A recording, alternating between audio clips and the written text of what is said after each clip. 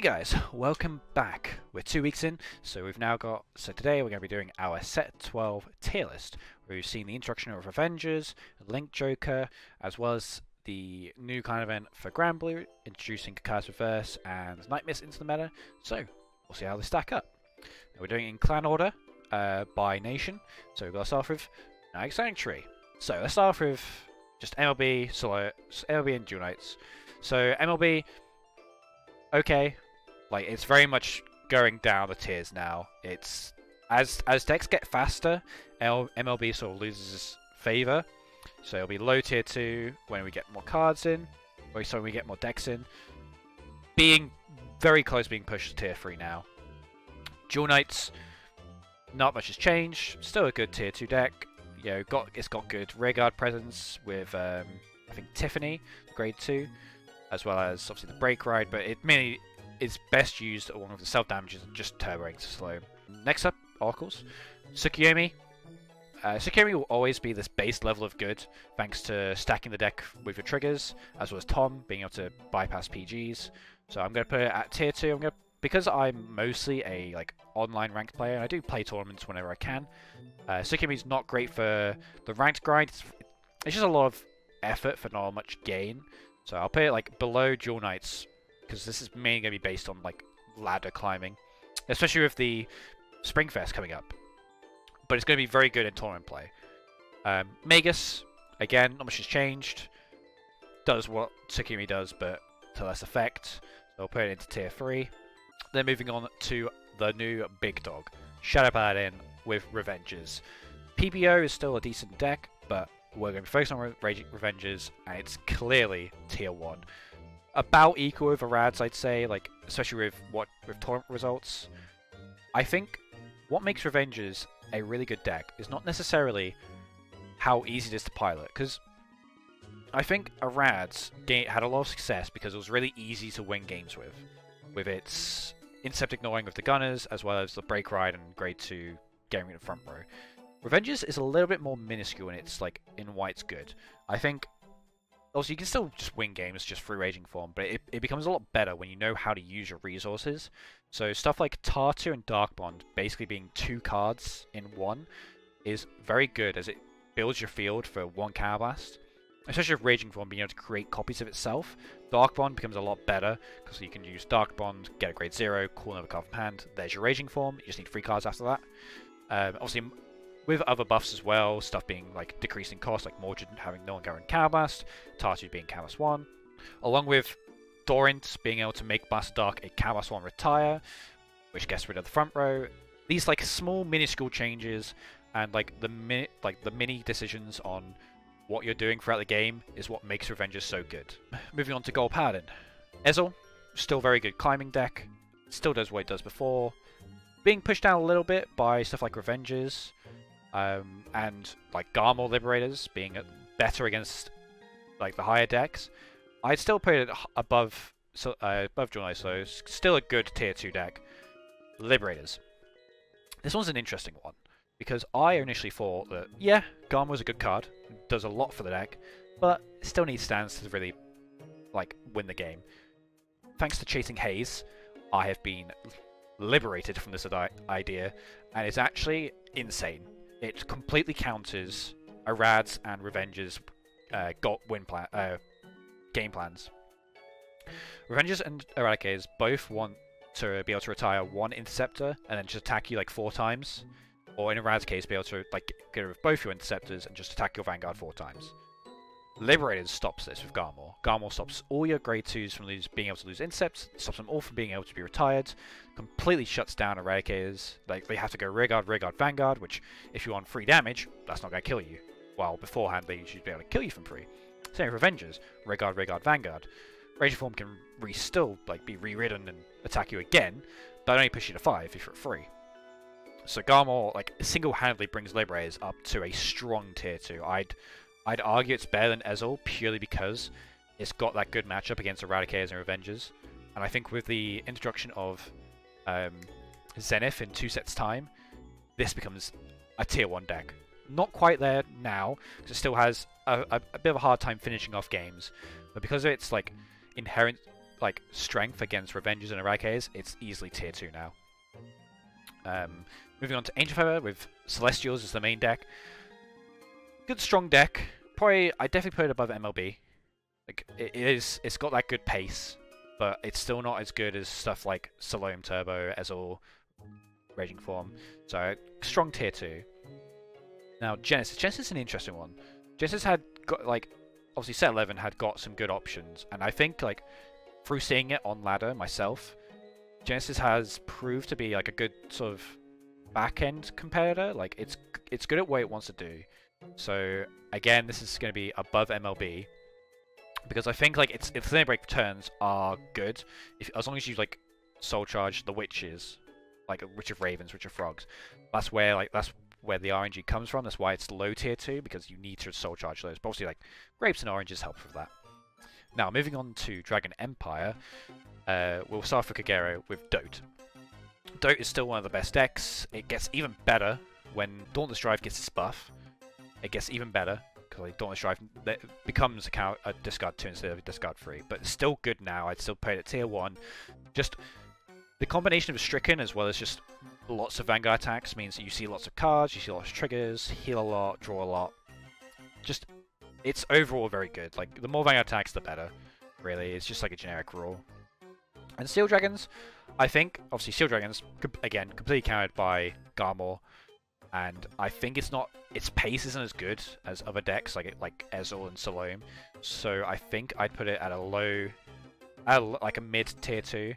It's good against like the rogue decks like Genesis, Celestials, because it can just blow out the Interceptors and attack you 3 times. But against the stuff like Garmor, where they can just stop your stuff being retired, and Ezreal and Salome, where it just gets outpaced. Editing Chris here, just want to point out, I was wrong about this. Obviously, Steel Dragons completely ignores Tsukiyomi because it shuffles the deck, so just remember that. Descendant hasn't really changed. I think it's definitely on par with Avengers, and I think it's very much a sort of, I'm not really sure which one's better. I think Revengers was better in representation in Japan, but I think now they're kind of more of an even ground on global because obviously we have a lot more players, so you see a lot more variety. I think like the two are they're very, very close, very close. Like they're both competitors for the best deck. Tachikaze, I think from now I've been able to play the deck, experience it, I think this is still in tier 4. It's very much in between tier 4 and 3, but like the Age of Dragon stuff definitely helps the deck, but unfortunately it's just not quite there. It just doesn't have enough card advantage. It doesn't gain enough. Like Spinal Driver is too reliant on the rear guards. And if you come against something like Raging Form, or Avengers, or Eradicators, it just falls flat, and it's really reliant on Spinal Driver drawing those 2 cards and then bringing those cards back. So it's not quite there yet. Magasu Storm, I think the early rush is good, but I don't think it really holds up enough against the rest of the decks in tier 2. So I think I'm going to be putting it at a high tier 3 because that early rush is still really good. Like that early rush being a push opponent to 4 damage before you've even ridden grade 3 even is really good, but obviously depends on RNG a bit with defensives as well as offensive triggers. So high tier 3. Now we're moving on to Dark Zone. Dudley Emperor, bad end, still good combo deck. Hasn't changed much. Like nothing much has really changed about the deck, so I'd still put it at like. I think it's better than Dote because I think Dudley Emperor is a better finisher. You can still like do multi attacks even when you're not hitting, unlike Dote. So I think that's what makes Dudley Emperor a slightly better than Dote Dauntless or 4Ds. So I'll put it at like that mid tier 1 point. But I think it definitely gets pushed out by the 2 best decks. Now Reggie. Reggie is Dark Ragas and Reggie is an interesting case because they buffed it recently in Global, where on attack, Soul Treasure 1, good consistency. It's a good way to like just keep the soul building consistent. But what they buff with it is that now, when you place it, choose a rear guard, it now can soul charge from either deck or the drop zone. So those dimensional creepers that you've been using throughout the game, well, you can soul charge them right back from the drop zone for more soul charging. That's what makes Reggie better now, and we've seen that in the championships, where a few of them have even topped, like the qualifiers. Little side note, guys, this has been recorded before March 1st, so obviously Reggie has been nerfed and is now limit break, so whether this change will come immediately to global, we're not entirely sure. We'll have to wait and see. Stuff. So I think Reggie, I'm going to put at a low tier 2 currently until I'm planning to build the deck, so I'm going to wait until I can play it myself. But I think it's around the same level as like Celestial and Genesis at the moment. Better than MLB, because MLB really is just getting outpaced now. It'll be tier 3 by the next tier list, I think. Moving on, we've got Pale Moon. Not much has changed about this deck. I'd probably put, because of like what else is in tier 2 now, I'd probably push it down to a tier 3. This will probably change with the release of set 13 next month, with obviously Lucio Verse as well as the Silverform cards. But for now, tier 3. It's definitely in that in-between point between tier 2 and 3, but like we can't have tier 2 being like 20 decks, so something has to go. Now, a new kid on the block, Ethics Reverse. Ethics Reverse is definitely an interesting one because it's a little bit worse. It's worse and it's better than the Blau Ethics. So it's worse in the fact that it doesn't really deal as much damage. It doesn't restand as much as Blau used to. But it's better because now it doesn't rely on hitting. It just guarantees 7 attacks, right? So it's better in that consistency point, but it's a little bit worse in the power. But I think the added consistency of the card makes it overall better than Stone Blau. So it's still tier 1 because it still kills from free, as did Blau. But I think it's definitely at the bottom end of it because it's a little bit fragile. It still requires specific combo pieces, but it can definitely, it will kill you from tier 3. It will kill you from free damage if you allow it. This shouldn't be here. Dimension Police. Don't see much of this. It's not really a deck yet. So bottom of tier 3. Still like does what it wants to do. Can still steal games with Great Daikaiser, Superior Riding Dayusha, then riding Great Dayusha, not Great Daikaiser, sorry. But not being seen much these days. It's a very basic limit break, so it's basically like MLB. It just gets outpaced. Now, the new clan, Link Joker. Where do I think this stands?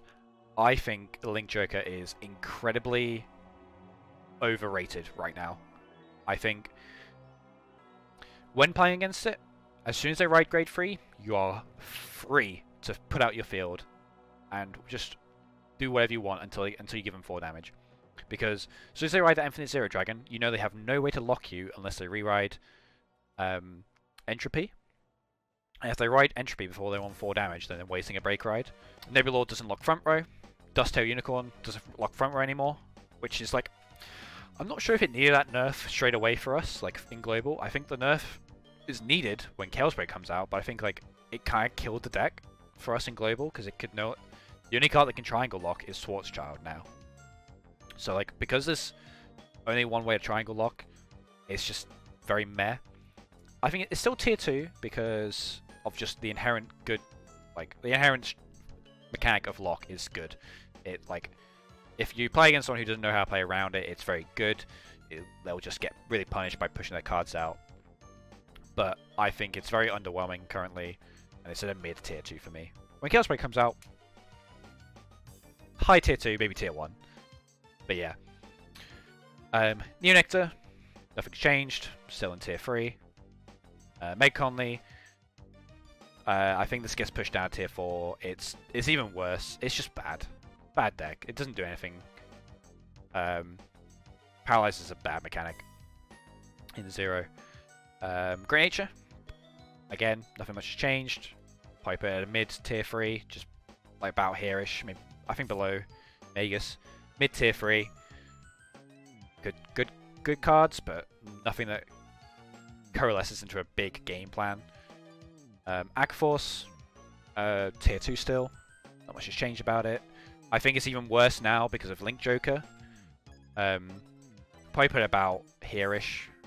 Above Celestials but below Steel Dragons and Link Joker. So it's become worse because like your Diamantes and Basil, you're attacking with them and they're going to back row, and that is just like that's just free prey for Link Joker, because now they can Nebula Lord your Diamantes or Basil, and you're really not getting that 4th attack. So that's the issue with Aquaforce in the current meta, is that Link Joker's running around, so it gets hard countered. May see a change? Probably not. I think Aquaforce is a good deck, but it gets countered too easily by Link Joker to risk it. Bermuda, again, not much has changed about this deck. Probably put it below, yeah, about here-ish. I think about here is right. It's not as good as these other decks in Tier 3, so, but it still has its own good mechanics and good game plan. Kakai's Reverse. It's sad to say that the third wave support has not changed Grand Blue at all. It's still garbage. It still has no coherent way to win the game. These are some fighting words coming from a guy who lost to Grand Blue twice on stream today. It doesn't even have card advantage. Like, they could have changed Night Mist to not retire the cards, or only retire one of them. But it still retires both, so it can't even bring out Double Intercept. I think Kakai's Reverse doesn't retire, but that's one card a turn. It's not helping you that much. So unfortunately, like, it is just the worst deck in the game still. It's quite funny how they've buffed stuff like Cocoa, Fromage, Reggie, but they won't buff any Grand Blue cards. Like, it really needs a buff. But this is where I am at for set 12. These two are interchangeable. Like, I think they're basically on like their own little level for whichever one's the best deck at the moment. But yeah, that's my opinions. So feel free to comment down below and tell me what you think. Whether you think like Grand Blue's actually sleeper and it just needs that right pilot, or if you think maybe Spike Bros is being overhyped and needs to be lower, go ahead and tell me. I'll see you next time. Thanks for watching.